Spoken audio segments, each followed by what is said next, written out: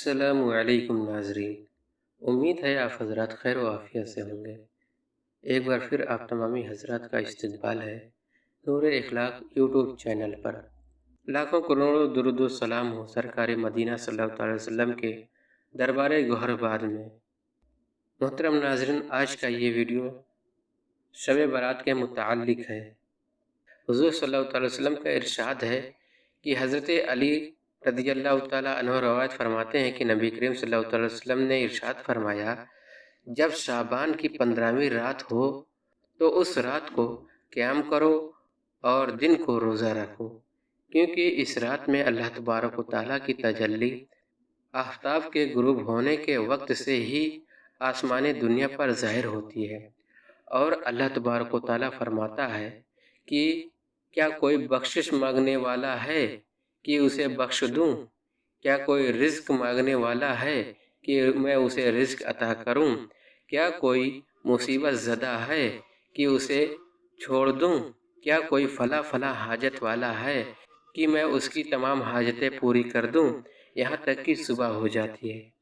معلوم ہوا کہ یہ رات بڑی ہی رحمت اور مغفرت والی رات ہے۔ اس رات گناہ گاروں کے گناہ بخش دیے جاتے ہیں۔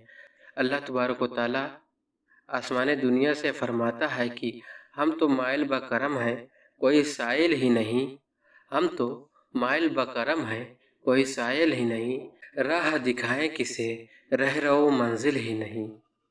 جو لوگ ایسی مبارک راتوں کو یاد الہی میں گزارتے ہیں، ان کے لیے اللہ تبارک و تعالیٰ کا ارشاد ہے، اولئک علیہم صلوات من ربہم ورحمہ، ان پر اللہ تبارک و تعالیٰ کی طرف سے رحمتیں اور برکتیں نازل ہوتی ہیں۔ اس مبارک رات کے لیے ایک اور حدیث پاک سنتے چلیے کہ ترمذی شریف میں ہے کہ حضرت ام المومنین عائشہ صدیقہ رضی اللہ تعالی عنہا سے روایت ہے، آپ فرماتی ہیں کہ میں نے ایک رات حضور صلی اللہ علیہ وسلم کو نہ دیکھا، پھر وہ قبرستان مدینہ میں مجھے ملے، تب آپ نے فرمایا کہ اے عائشہ، کیا تمہیں اس بات کا ڈر تھا کہ اللہ اور اس کا رسول تم پر ظلم کریں گے؟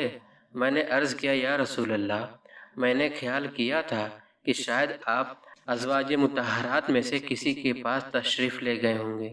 تب آپ نے فرمایا، تحقیق اللہ تعالیٰ شعبان کی 15ویں رات کو آسمان دنیا پر نزول فرماتا ہے، پس قبیلہ بنی کلب کی بکریوں کے بالوں سے بھی زیادہ گناہ گاروں کو بخشتا ہے۔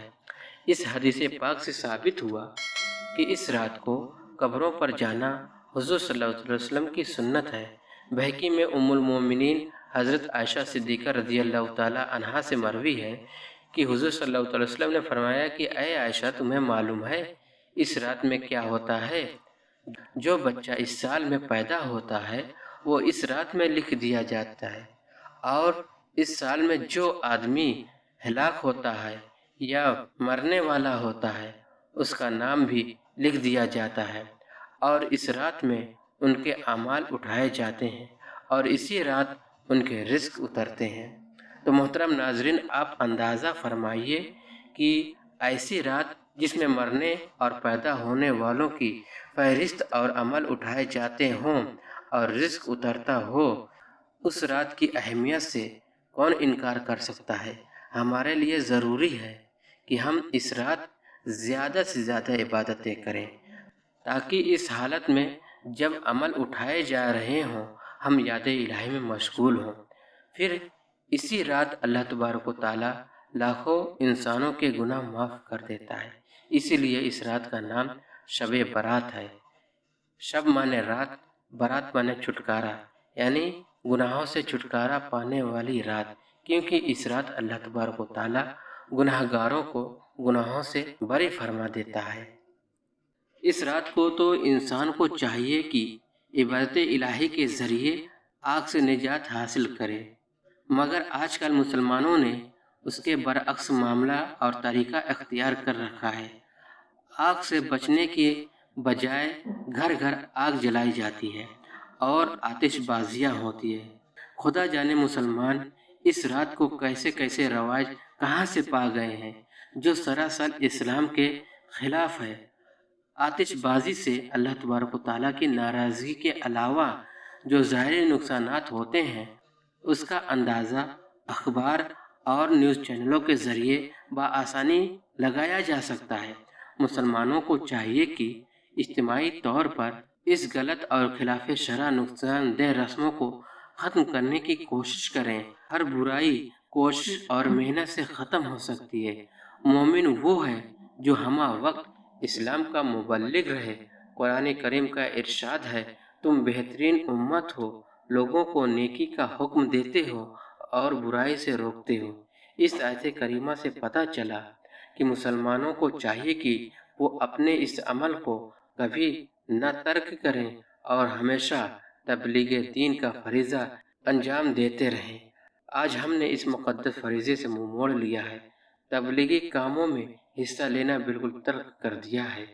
ہمارے تنزل اور غلامی کا سبب یہی ہے کہ ہم نے اسلام کے اصولوں پر عمل ترک کر دیا ہے۔ اسی پر علامہ اقبال فرماتے ہیں کہ وہ زمانے میں معزز تھے مسلمان ہو کر، وہ زمانے میں معزز تھے مسلمان ہو کر، ہم خوار ہوئے تارک قرآن ہو کر۔ محترم ناظرین، اللہ تبارک و تعالیٰ کی رحمت اس رات کو نازل ہوتی ہے۔ اللہ تبارک و تعالیٰ کی رحمت کے دھارے چلتے ہیں۔ اس کی رحمت بے پایہ ہے، اس کی نعمتوں کا شمار نہیں۔ حدیث قدسی ہے کہ اللہ تبارک و تعالیٰ فرماتا ہے کہ میری رحمت میرے غضب پر غالب آ گئی، مگر اس رحمت کے حصول کا ذریعہ ابتدائے مصطفیٰ صلی اللہ علیہ وسلم ہے۔ مشکات شریف صفحہ 491 میں ہے کہ حضرت عبداللہ ابن مسعود رضی اللہ تعالیٰ عنہما فرماتے ہیں کہ سید عالم صلی اللہ علیہ وسلم نے فرمایا، جو شخص سب سے پیچھے بہشت میں داخل ہوتا ہے اس کی حالت یہ ہوگی کہ کبھی چلتا ہوگا اور کبھی گرتا پڑتا ہوگا۔ جب دوزخ سے گزرنے لگے گا تو پھر جہنم کی طرف دیکھ کر کہے گا، پاک ہے وہ ذات جس نے مجھے تجھ سے نجات بخشی ہے۔ مجھے اللہ تبارک و تعالیٰ نے وہ انعام دیا ہے جو کسی کو نہیں ملا۔ فوراً ایک درخت ظاہر ہوگا، بندہ کہے گا، یا اللہ مجھے اس درخت کے نیچے کر دے تاکہ اس درخت کے سائے سے فائدہ حاصل کروں۔ اللہ تبارک و تعالیٰ فرمائے گا، اگر تیری یہ آرزو پوری کر دی تو کچھ اور طلب نہیں کرے گا؟ بندہ کہے گا، یا اللہ بالکل نہیں، اور کچھ نہیں مانگوں گا۔ اللہ تبارک و تعالیٰ اسے اس درخت کے نیچے کر دے گا۔ جب وہاں پہنچے گا تو ایک اور درخت نظر آئے گا جو پہلے سے زیادہ خوبصورت ہوگا۔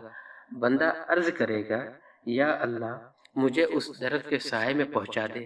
اللہ فرمائے گا کہ کیا تو نے میرے ساتھ وعدہ نہیں کیا تھا کہ اب کچھ نہیں طلب کروں گا؟ وہ عرض کرے گا، یا اللہ اب پکا وعدہ کرتا ہوں کہ اب کچھ نہیں مانگوں گا۔ پھر وہ اس درخت کے نیچے پہنچا دے گا۔ جب وہاں پہنچے گا تو جنت کے قریب ایک درخت نظر آئے گا جو پہلے دونوں درختوں سے کچھ زیادہ خوبصورت ہوگا۔ اسے دیکھ کر بندہ کہے گا، یا اللہ اگر تو اس کے قریب پہنچا دے تو پھر کبھی کچھ نہیں عرض کروں گا۔ اللہ تعالیٰ اپنے فضل و کرم سے اسے وہاں پہنچا دے گا۔ جب وہاں پہنچے گا تو جنتیوں کی آواز سنے گا تو فوراً عرض کرے گا، یا اللہ اگر تو مجھے جنت میں داخل کر دے تو تیرا کیا جائے گا، پھر کبھی کچھ نہیں مانگوں گا۔ اللہ تعالیٰ فرمائے گا کہ تو سوال کرنے سے رکتا ہی نہیں، تجھ سے میں چھٹکارا کیسے حاصل کروں؟ بتا، تجھے جنت میں ساری دنیا سے 2 حصے زیادہ عطا کر دوں گا، پھر تو راضی ہو جائے گا؟ وہ بندہ عرض کرے گا، یا اللہ تو رب العالمین ہو کر مجھ سے مزاح کرتا ہے۔ اللہ اس کی بات پر راضی ہو جائے گا اور فرمائے گا کہ میں مذاق نہیں کرتا ہوں، جو چاہوں اس پر قادر ہوں۔ حضرت ابن مسعود رضی اللہ تعالیٰ عنہما فرماتے ہیں کہ جب حضور صلی اللہ علیہ وسلم اس مقام پر پہنچے تو تبسم فرمایا، اور وہی سنت آج میں ادا کر رہا ہوں۔ حضور نبی کریم صلی اللہ علیہ وسلم کی اقتداء ہی مسلمانوں کے لیے نجات کا سبب ہے۔ قرآن کریم کا ارشاد ہے، قل ان کنتم تحبون اللہ فاتبعونی یحببکم اللہ، کہ اے محبوب اعلان فرما دیجئے کہ اگر تم اللہ سے محبت کرنا چاہتے ہو تو میری اتباع کرو، اللہ تعالیٰ خود تم سے محبت فرمائے گا اور تمہاری خطاؤں کو معاف فرمائے گا۔ اللہ غفور الرحیم ہے۔ اس آیت کریمہ سے ثابت ہوا کہ اللہ تبارک و تعالیٰ کی محبت کا سبب صرف حضور صلی اللہ علیہ وسلم کی اتباع اور اتباع ہے۔ اللہ تبارک و تعالیٰ تمام مسلمانوں کو رسول کریم صلی اللہ علیہ وسلم کی مقدس زندگی اپنانے کی توفیق رفیق عطا